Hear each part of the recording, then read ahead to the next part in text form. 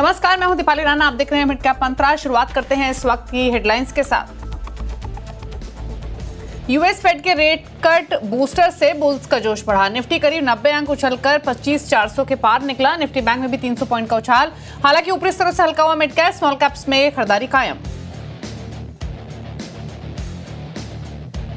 आज के big stocks से स्पॉटलाइट पड़े सटीक। यूबीएस के बुलिश रिपोर्ट से डीमार्ट का शेयर मजबूत, वहीं फेड रेट कट से न्यू एज स्टॉक्स का जोश हाई। इटर्नल, डिलीवरी और नायका में अच्छी बाइंग। उधर स्पॉटलाइट इन्फोसिस निफ्टी के टॉप गेनर्स में शुमार। आईटी शेयरों में अच्छी खरीदारी, इंडेक्स करीब 1% मजबूत। विप्रो, टेक महिंद्रा, एचसीएल टेक निफ्टी के टॉप गेनर्स में शुमार। फार्मा, बैंकिंग, फाइनेंशियल स्पेस में भी रौनक, लेकिन एनर्जी, डिफेंस और सरकारी कंपनियों पर दबाव। सीएनबीसी आवास के एक्सक्लूसिव खबर के बाद करीब 9% दौड़ा नेल्को का शेयर। सैटेलाइट ब्रॉडबैंड सेवाएं देने की तैयारी में कंपनी। सूत्रों के मुताबिक अगले महीने मिल सकती है वर्चुअल नेटवर्क ऑपरेटर का लाइसेंस।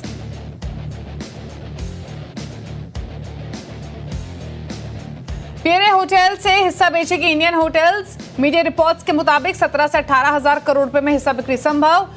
ब्रुनेई के सुल्तान खरीद सकते हैं हिस्सेदारी।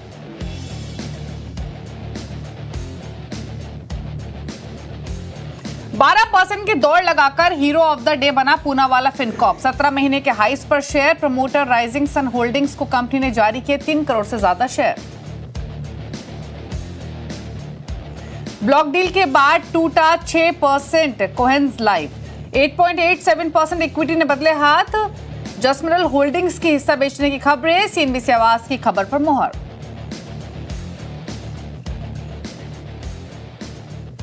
आप देख रहे हैं मिड कैप मंत्रा। लेकर आते हैं इस समय का मार्केट का एक्शन और उसके बाद स्ट्रैटेजीज पर करेंगे फोकस। फिर चाहे वो ट्रेड स्पेसिफिक इंडेक्स पर बातचीत क्यों ना हो या फिर स्टॉक स्पेसिफिक अपॉर्चुनिटीज ही क्यों ना हो। निफ्टी लेकर आते हैं आपकी स्क्रीन पर, जहां पर आज के कारोबार में बढ़त देखने को मिल रही है। दायरे में कारोबार भले ही हो रहा है, लेकिन स्ट्रेंथ अभी भी दिखाई दे रही है। 25,400 के नजदीक फिलहाल निफ्टी कारोबार कर रहा है। 60 अंक की बढ़त देखने को मिल रही है। बायस पॉजिटिव है इसलिए मार्केट्स का। सिमिलरली अगर आप निफ्टी बैंक को देखेंगे तो 184 अंकों की बढ़त यहां भी देखने को मिल रही है। मिड कैप्स हालांकि सुस्त रहे हैं, आज सुबह से ही अब थोड़े से लाल निशान में स्लिप होते हुए दिखाई दे रहे हैं, लेकिन इंटरेस्टिंग रहेगा स्मॉल कैप इंडेक्स। एक बार स्मॉल कैप इंडेक्स आपके स्क्रीन पर लेकर आते हैं, क्योंकि स्मॉल कैप इंडेक्स ने कंसिस्टेंटली इस पूरे हफ्ते आउट परफॉर्म किया। आज यहां पर भी ठंडी चाल देखने को मिल रही है। तो स्टॉक स्पेसिफिक एक्शन तो इंटैक्ट है आज के कारोबार में। हालांकि अगर आप फ्रंट लाइन इंडाइसेस देखेंगे तो यहां बहुत ज्यादा एक्शन दिखाई नहीं दे रहा है। मार्केट की ब्रेथ भी इसीलिए जो नेगेटिव साइड पर थोड़ी सी इंक्लाइन ज्यादा दिखाई दे रही है। 1472 स्टॉक से जो दबाव में है, 1310 स्टॉक से जो कि तेजी के साथ कर रहे हैं ट्रेड। लेकिन अगर आप सेक्टरल स्पेसिफिक देखेंगे तो आउट परफॉर्मर है क्लियरली निफ्टी आईटी, जहां पर 1% के गेन्स हैं।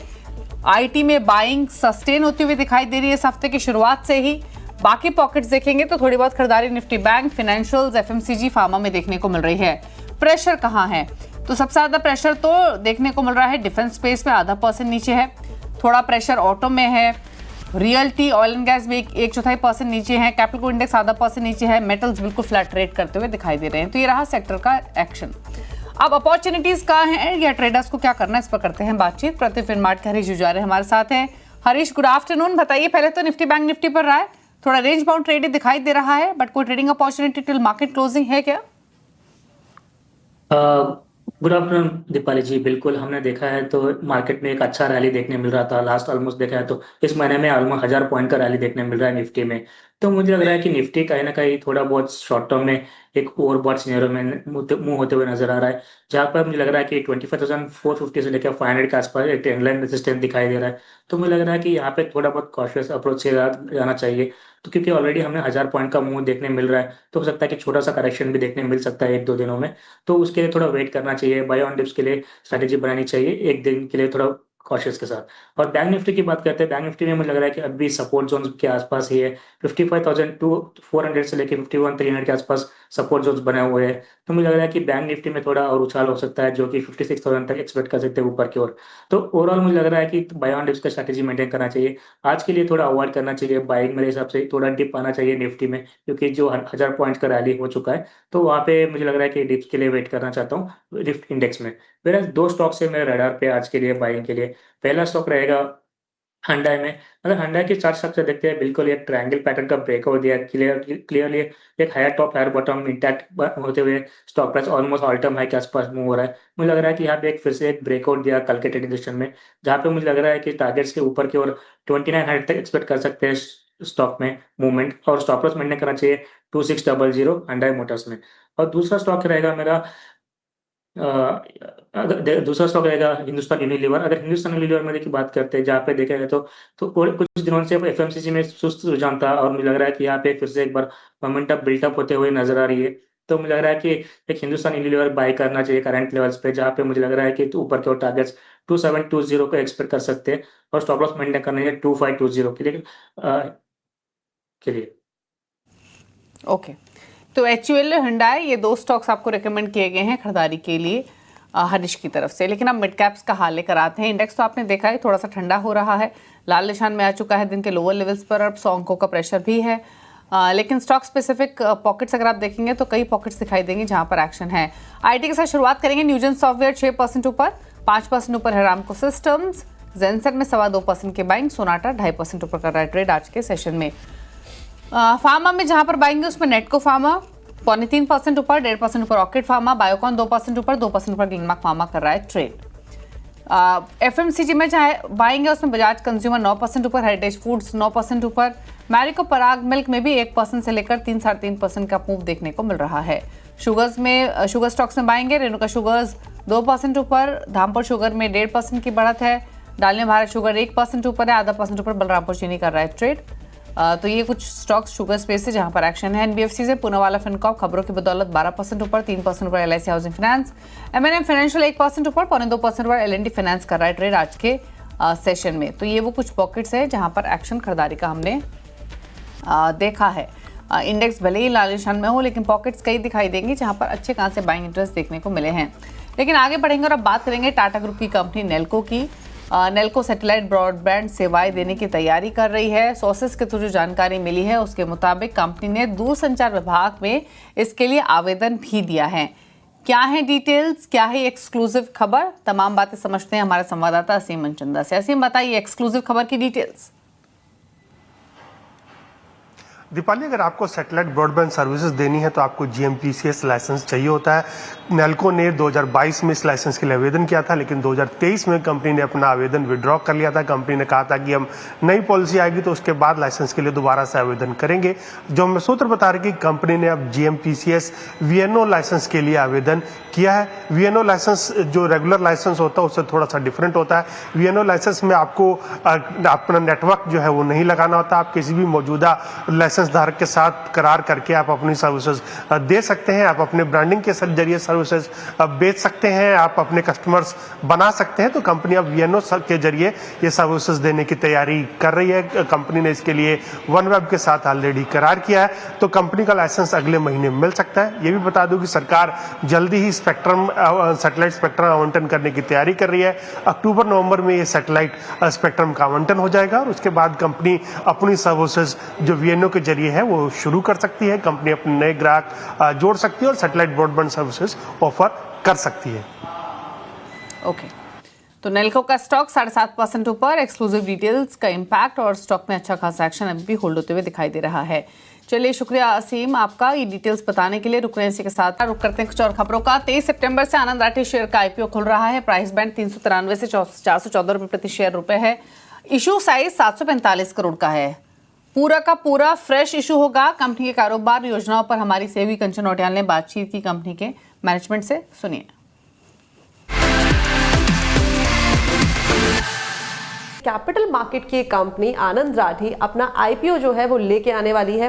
इस IPO में क्या खास है, फ्यूचर के क्या प्रोस्पेक्ट है, इस पे बात करने के लिए हमारे साथ मैनेजमेंट जुड़ गया है। First of all congratulations, market के अंदर, कैपिटल मार्केट के अंदर एक कैपिटल मार्केट इंडस्ट्री की जो कंपनी है वो दस्तक देने वाली है। कैसी फीलिंग है, और जो यूटिलाइजेशन है मनी का, जो फंडरेज आप करने वाले हैं, this is completely fresh issue, उसका यूटिलाइजेशन कहाँ पे होगा? देखिए, धीरे धीरे ये बिजनेस क्या हुआ है, पहले लेस कैपिटलाइजेशन और लेट कैपिटल इंटेंसिव था। धीरे धीरे इसमें कैपिटल की रिक्वायरमेंट बढ़ती जा रही है जैसे जैसे समय, और आपने देखा होगा पिछले कुछ सालों से ये मोर कैपिटल इंटेंसिव हो गया है। रीजन काफ़ी है, इसमें कई सी इनोवेशन टेक्नोलॉजी का समावेश होना पड़ता है, आपकी कैपिटल की रिक्वायरमेंट फॉर गेटिंग लिमिट्स होना पड़ता है, और your requirement to fund customers होना पड़ता है। तो ये वर्किंग कैपिटल रिक्वायरमेंट की नीड को पूरा करने के लिए ये इशू किया है, जो कि 745 करोड़ रुपए का है। उसमें से 550 करोड़ रुपया प्योरली हमने working capital requirement of company किया है, और ये सारा का सारा पैसा हम कंपनी में ही रेज कर रहे हैं as a primary issue. Right, तो प्राइमरी फ्रेश इशू कंप्लीटली आ रहा है, इसमें से कोई भी ओएफएस हमें नहीं देखने को मिला है। अपार्ट फ्रॉम दिस, इस टाइम पे अगर हम क्लाइंट बेस की बात करें तो एक्टिव क्लाइंट बेस किस तरीके का है, और आगे चल के हमें क्या ये सस्टेनेबल ग्रोथ एक्सपेक्टेड है? अगर आप हमारी कंपनी का मॉडल देखें तो हमारे पास दो मेन बिजनेस स्ट्रीम है, रेवेन्यू स्ट्रीम है इस कंपनी के। एक है ब्रोकिंग, दूसरा है नॉन ब्रोकिंग। तो ब्रोकिंग एंड नॉन ब्रोकिंग दोनों मिला के अगर आप कस्टमर बेस हमारा देखें तो करीब 2,15,000 से 2,20,000 कस्टमर एक्टिव कस्टमर बेस है। और प्योर ब्रोकिंग में देखें तो मार्च 25 में करीब अबाउट 1,47,000 एक्टिव कस्टमर बेस है, जो कि ब्रोकिंग की सर्विसेज यूटिलाइज कर रहा है। तो ये तो हो गया हमारा कस्टमर बेस। जहां तक ग्रोथ का सवाल है, हमारा एक्टिव कस्टमर बेस पिछले 4-5 सालों से CAGR टर्म में जिसको बोलते हैं अराउंड 16 से 18% की ग्रोथ से ग्रो कर।